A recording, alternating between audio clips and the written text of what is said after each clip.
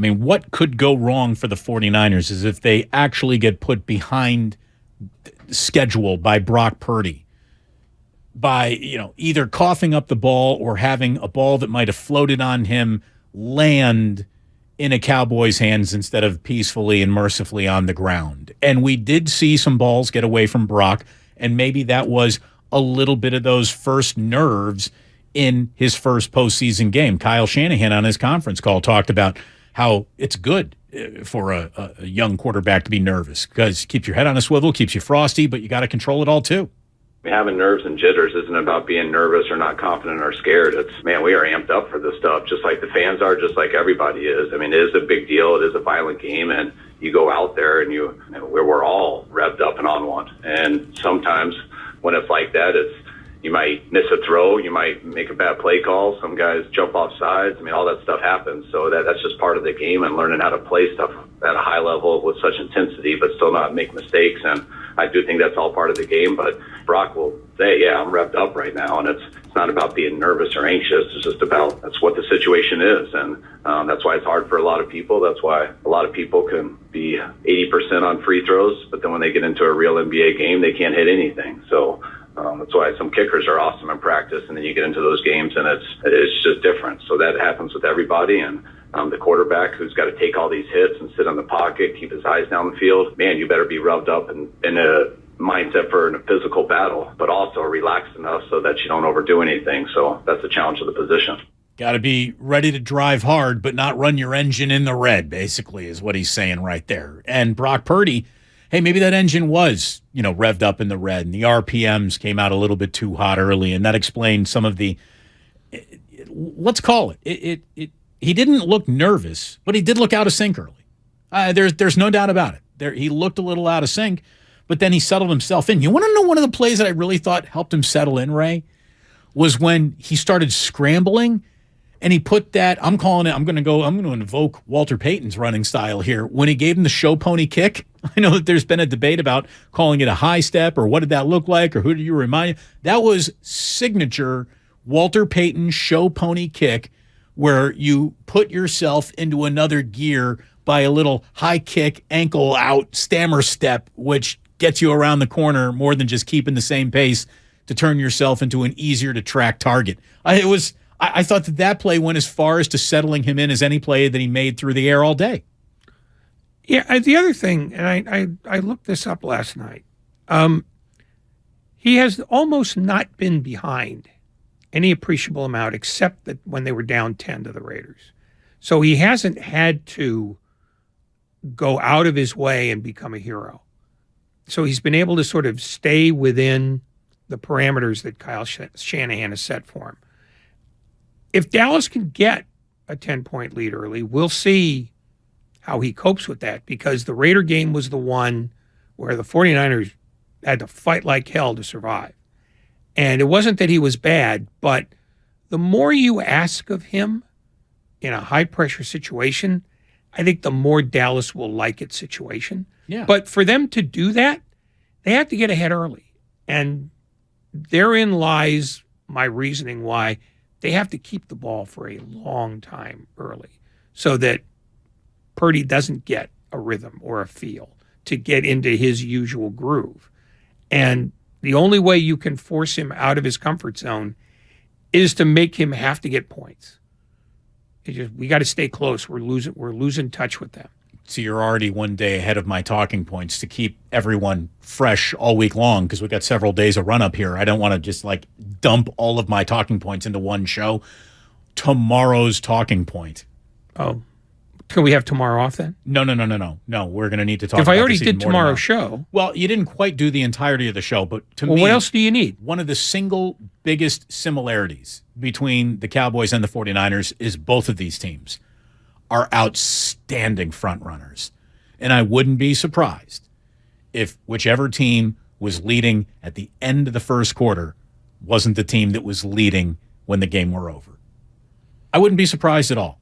Both of these teams are excellent, grabbing a lead and then suffocating a game and holding on to it. That's exactly what Dallas did last night.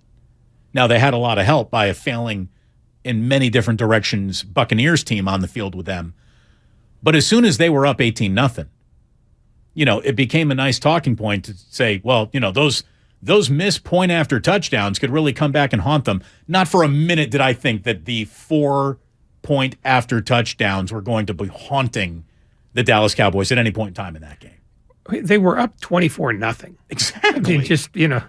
If you take those 4 missed extra points and just say, well, they only scored 3 touchdowns, but they got a field goal, that's 24-2. The fact was Tampa got 0. Right. Until the game was way over. The only thing it really did was leave open an easier mathematical equation to dig yourself out of a hole based on, we can go, and convert 2-point conversions and make that up right there. And, it just made the math easier to see on the football calculator, but it didn't make it any more of a reality to actually appear in that game. If only they could have gotten Brady to throw 75 balls. Hey, they were on their way. They certainly tried.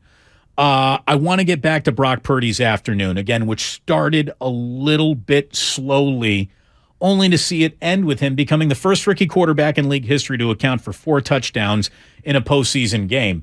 And remember, there very much could have been a 5th if Brandon Ayuk, running out of end zone, is able to hold on to a pass that was delivered just pretty much perfectly to the last inch of the end zone, but Ayuk couldn't hold on to it. Ayuk even, post-game said, I'm sorry I didn't hold on to that one, man. I'm screwing up your highlight tape. We asked Peter King about that very play, and here's what he had to say about it earlier this week. Here's what is significant about that. Imagine the confidence that Brock Purdy has to have in himself, okay, to be able to make that play. And I think one of the things that I loved about it is that it looked like he looked at all 4 receivers multiple times on that play. And then he finally threw a bullet, a perfect throw in the corner of the end zone to Brandon Ayuk. It was a tough catch, but, I thought Ayuk should have caught it, but be that as it may, everything about that play just said great things about who Brock Purdy is and how he plays. There's been a lot of suggestions of greatness. I think in that last game alone, the suggestion of greatness, it reared its head. It really reared its head. Brock Purdy, to me, the price of Brock Purdy's stock is going to keep on going up with every playoff success story that gets attached to him. But beyond just that, the way that he played that game a little bit differently than the games that he had played up to that point. In a game that you'd think maybe keeping it more simple and closer to the vest is the game where Brock opened up his own playbook, if you will, his own abilities playbook to a level of scrambling and keeping plays alive that we really had not seen in the first 5 games that he had played in a 49er uniform. So that was impressive to me. His 332 passing yards are the second most by a rookie in his first career playoff game and the most since Sammy Baugh from back in 1937. That's pretty significant. He became the first player with multiple passing touchdowns and a rushing touchdown in his first playoff game for the 49ers since Colin Kaepernick did so against the Packers in 2012. He threw for the most yards in a postseason game for a 49er quarterback since Joe Montana threw for 357 in the Super Bowl 23 to be exact. I had to ask Ray earlier off the top of my head, Ray, is that the 55-10 blowout over the Broncos? No, that was the game against the Cincinnati Bengals.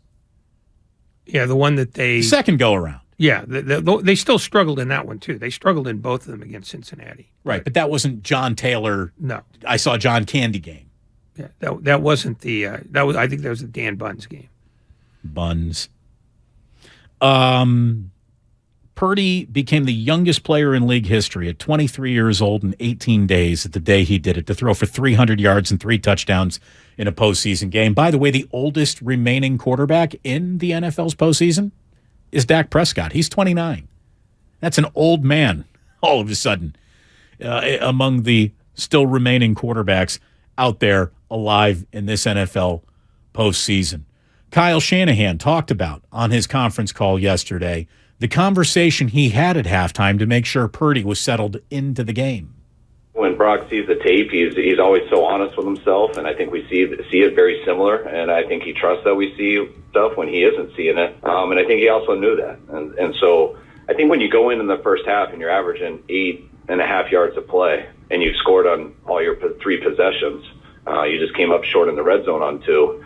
I don't think there is much of a panic. I think everyone's like, holy cow, we're getting after these guys. We got to start scoring touchdowns because we've missed 2 opportunities. We've only had the ball 3 times. Let's figure out how to finish these. And so I don't think there was much, it wasn't that big of a deal at halftime. It was that first half almost went as good as it could. But if we don't finish some of these big plays and we just keep getting field goals, then you're going to have to be dependent on them not scoring the rest of the game to try to win. And we don't want to have to be dependent on that. So I think coming out in the first drive of the third quarter, slowing things down a little bit and just going on a good drive that ended with 7. I think that was a huge deal for us, and then it kind of took off from there. I thought it was a huge deal, too. The fact that the 49ers would go on what was their longest drive of the entire season, their first 13-play drive, I believe, of the entire year, when they were down after halftime, is a testament to how smoothly they did come out of that locker room, all things considered. But I agree with Kyle Shanahan. The problem that the 49ers had at halftime was the way that their defense was playing.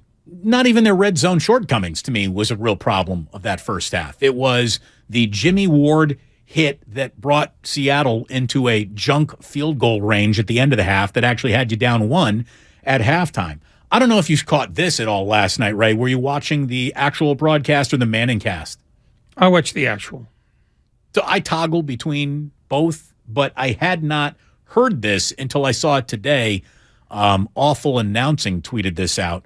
And Peyton Manning, talking to Eli on the Manning cast on ESPN2, was asked about how important it is to make halftime adjustments.